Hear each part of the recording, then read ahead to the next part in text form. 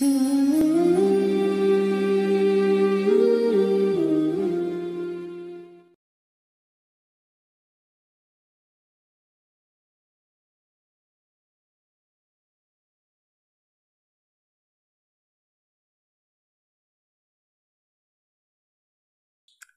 پھر جب وہ خلیفہ بنے، فتنے کا دور آیا، اور ظاہر ہے کہ بہت سے ان پہ الزامات بھی لگائے منافقین نے، اور پھر وہ بہت دردناک واقعہ عثمانی غنی رضی اللہ عنہ کے ساتھ جو کیا خارجیوں نے، منافقین نے، کس بے دردی سے انہیں شہید کیا، ایک بہت ہی افسوسناک واقعہ ہے اسلامک ہسٹری میں۔ اور اللہ کے نبی صلی اللہ علیہ وسلم کا ویژن دکھایا اللہ سبحانہ تعالیٰ نے عثمانی غنی کو۔ Imagine the man he was reciting the Quran, انہوں نے اپنے آپ کو گھر میں سیج کر لیا، اگر چاہتے تو آرمی ریز کرتے، تلوار اٹھا کے ان کے خلاف لڑتے، خارجیوں کے خلاف، لیکن look at the beauty and the character of the man and the modesty کہ ہی وانٹیڈ کہ مسلمانوں میں زیادہ پھوٹ نہ پڑے اور فتنہ نہ پھیل جائے اور کہیں ہماری اپنی ہی جڑیں ویک نہ ہو جائیں، تو he was there to even sacrifice himself کہ نہیں، میں یہ پیغام دینا چاہتا ہوں کہ یونٹی میٹرز، یونٹی سب سے زیادہ اولین ہے۔ تو انہوں نے آرمی ریز نہیں کی، ہی واز دیئر۔ اور عثمانی غنی رضی اللہ عنہ روزے کی حالت میں تھے، قرآن مجید پڑھ رہے تھے، جس بے دردی سے ان کی انگلیاں پہلے کاٹی گئیں اور جس بدبخت نے وہ تلوار چلائی تھی۔ عبداللہ بن مبارک ایک سلف ہے، اور وہ لکھتے ہیں کہ ایک بار حج کے موقع پہ میں نے ایک شخص کو دعا کرتے دیکھا، عبداللہ بن مبارک نے۔ وہ شخص کیا دعا کر رہا تھا کہ یا اللہ مجھے معاف کر دے، یا اللہ مجھے معاف کر دے، لیکن مجھے پتہ ہے تو مجھے معاف نہیں کرے گا۔ اللہ اکبر۔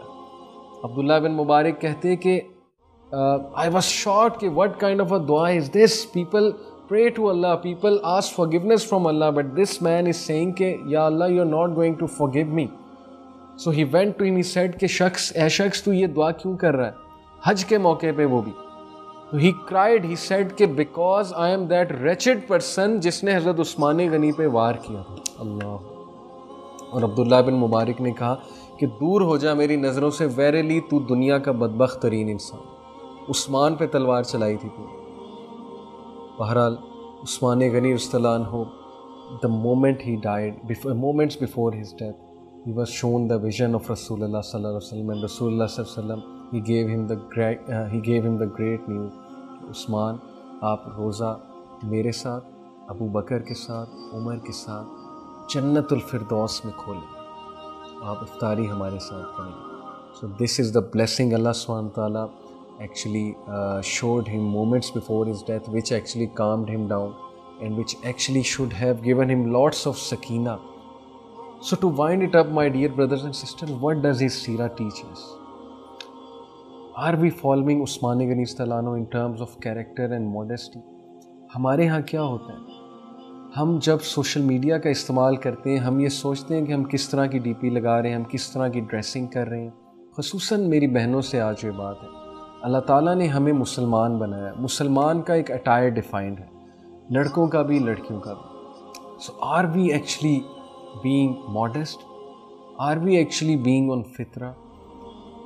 یقین کیجئے آج ڈریسنگ پہ بات کرنا ایک جرم بن گیا، آج ماڈسٹی کا درس دینا ایک جرم بن گیا۔ People make fun of people who talk about dressing, who talk about modesty, who give a lecture on حیا۔ اتنا ظلم، اتنے ہم بدبخت ہو گئے۔ ویسٹ میں سپر ماڈلز اسلام قبول کر کے حجاب کر رہی ہیں، ان کو بھی پتہ ہے کہ اسلام کا سمبل ڈریسنگ کا حجاب ہے۔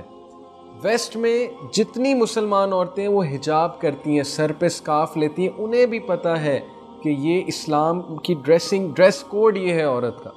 سملرلی جو میلز ہیں وہ اونچے لباس نہیں پہنتے ہیں، نظروں کو جھکاتے ہیں، میلز پہ بھی بہت ذمہ داری عائد ہے۔ It goes both sides. Are we actually following it, especially in this age of social media?